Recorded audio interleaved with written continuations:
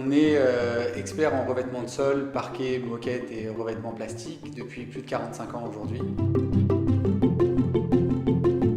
Sur ce projet, vu la configuration de la pièce, on avait des contraintes qui étaient imposées par la pièce en elle-même et aussi par le client. Il fallait qu'on apporte un maximum de lumière, mais comme l'ambiance était assez neutre, les murs sont blancs, on voulait apporter un maximum de caractère dans le sol. C'est pour ça qu'on a choisi les matériaux suivants. D'abord pour le salon, on a pris du frêne. Le frêne, c'est un bois qui est noble, et mais qui a de fortes variations de teintes, tout en restant très clair.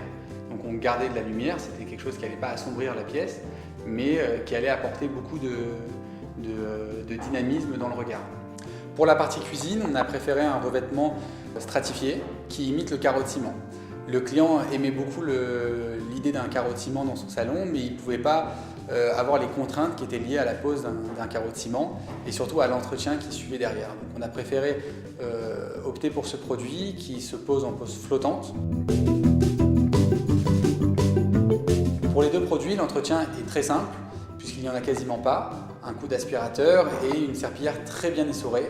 On essaiera d'appliquer dessus des produits non abrasifs, idéalement faits pour les produits stratifiés et parquets vernis. Le parquet contrecollé et le revêtement stratifié sont obligatoirement posés flottants sur une sous-couche. Pour ce projet-là, on a choisi une sous-couche qui avait des fortes performances acoustiques et phoniques. Également, on a opté pour une sous-couche avec un pare-vapeur.